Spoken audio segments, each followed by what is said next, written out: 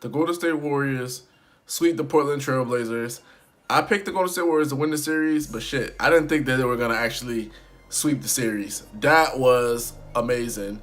And just to put it in context, why it was so amazing, the Portland Trailblazers led with the lead in this series for over 20 to 30 minutes and still lost. So the Portland Trailblazers, in 103 minutes worth of play, I think Portland Trailblazers led for 103 minutes while Golden State only 83 minutes. So 20 more minutes, still lost the series. Golden State was down in 3 games by 15 plus points.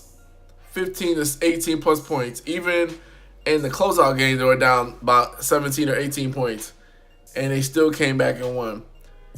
They just showed everybody they're not the remember the movie The Town? They're not the fucking around crew. That's the kind of crew they are. I thought that when I was watching the game, I was like, okay, they're gonna lose this game. They're gonna close it out. Oracle is like, nope, we're gonna close it out now. And if you guys remember the show The Wire, and the guy was like, nobody will mess with you, and the other boss said, hey, nobody fucks with me now. And that's basically what's going on with the Golden State Warriors. They are letting everybody know we don't have KD, we don't have DeMarcus Cousins, but nobody messes with us right now. Steph Curry averaged 36.5 points per game, basically 37 points per game in the series. The best series he's ever had in his playoff career. And just to show you how dominant he was in this series, Shaq in 2002 averaged 36.3 points when he faced the New Jersey Nets in the NBA Finals. And remember, I believe they swept the New Jersey Nets in that Finals. So that being said, that is how dominant Steph Curry, little old Steph Curry, lanky boy shooting the shots, light-skinned babyface assassin, was just as dominant as Shaquille O'Neal. And just how impressive the closeout game was. Draymond had a triple-double. Steph had a triple-double. First time in NBA history. First time in the modern NBA where the team has been to 5 straight NBA Finals. A team has been to 5 straight NBA Finals. Not a player. Not LeBron James. Not Kobe Bryant. None of that. A team. A team with the main consistent main parts. So this is highly impressive. And when you put this all in the context, when you think about it, close out Houston on Houston's home floor. Close out Portland on Portland's home floor. That just goes to show you the championship resolve, the championship heart. This team is a different caliber. And for all of those people that felt like they didn't have a chance against Portland or Houston Rockets when Kevin Durant went down, that's so sorry for you. They damn sure had a chance. I think they heard the talk and they were just like, wait a minute. Steph's like, wait a minute, I'm a 2-time MVP. Draymond Green, I'm a defensive player of the year. Klay Thompson, I'm a lockdown defender. I'm like one of the top 3 shooters or 4 shooters of all time. We ain't going out like that. We ain't going out like suckers. They showed a pride of old. When I mean a pride of old, like a pride of we're not going to go down without a fight. And they fought, especially in the Portland series, down 17, 18 points every single game. And they fought. And they just let everybody know that, hey, we're here to stay. And we're not worried about the contract rumors with KD or DeMarcus Cousins or none of that stuff. They closed out the Portland Trailblazers without Andre Iguodala, one of their best defenders. Crazy. It's crazy. It's crazy.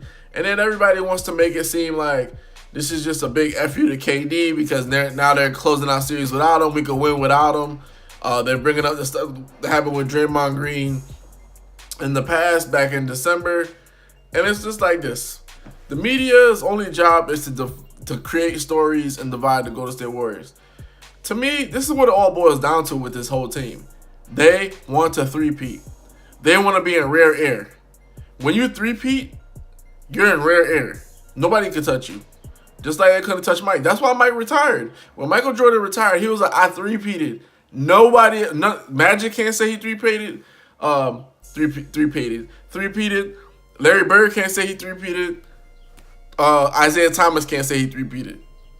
I believe the only time the other team before Mike did that was the Boston Celtics. And that was, in the older era of basketball when they only had I think 6 or 7 or 8 teams.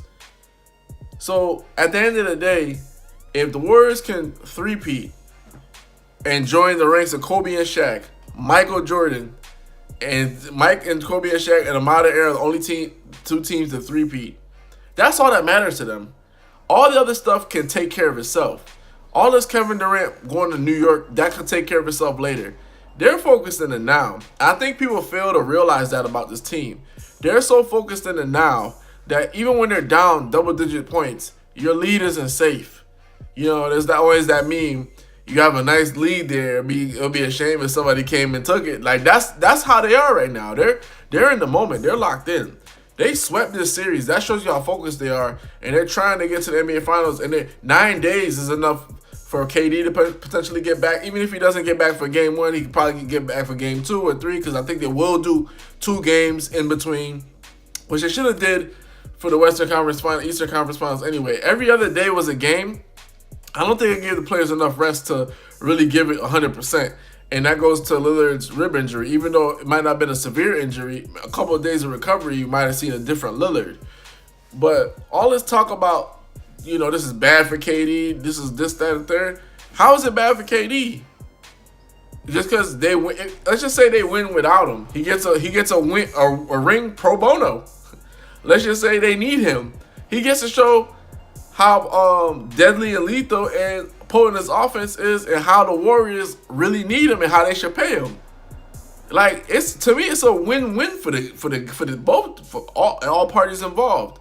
Because at the end of the day, even let's just say you win without him, Golden State gets to prove that they could win a championship without KD like they did before, which already proved it anyway. But also they get to show you how great their team is. Like, this is an all-time great team that we're seeing. First time we've ever seen a team make it to 5 straight NBA Finals, 5 straight Western Conference championships. I mean, like, this is crazy. Like, this is absolutely crazy what we have really witnessed here. Just for me to reiterate to you guys again, Steph Curry was as dominant as Shaq in his prime in this series.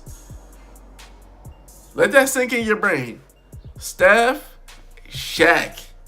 That just goes to show you how transcendent of a player Steph is. I know the rules are different or whatever, but even with the differentiation in rules, for him to be this dominant is crazy. Now, we're going to wait for whoever comes out, the Bucks and the Toronto Raptors. But let me tell you something about those two teams. Those two teams experienced some heavy scoring droughts that I don't think the Golden State Warriors will be much concerned about. Like, you're not going to see the Warriors go 5-6 minutes without scoring, unless it was the 2016 Finals. But that's what I mean. Like, so whoever comes out of the East and thought like KD is out and we're good to go and we're going to lock this up and we're going to win our first title, good luck to you. Because whenever you come out of that series, you're going to have a rested team waiting on your ass, and Steph and those guys can shoot, and their bench is clicking on all cylinders, giving them minutes, and it's really strength in numbers. Like, whoever comes out of the East, good luck. That's all I got to say to you. Really, good luck. You guys remember that movie Taken? And the guy said, "Can you say that again?" He said, "Good luck." That's what it is right there. That's what it is right there. But only difference is Golden State is Liam Neeson, and that's they coming after you. That's crazy. That's crazy to see. Historical context, we can't even put into historical context because I just didn't see the sweep occurring. I felt like Portland was too good, but when you look at the way this team stacks up and the way that Steph's playing, Draymond's playing, Clay is playing defensively, offensively, rebounding. Steph had a triple-double. He had 13 rebounds. They're nothing to mess with. Like, that's on Wu-Tang Clan and nothing to muck with. That's them right there. Hoops Junction, where hoops meets hoopla. Like, comment, subscribe.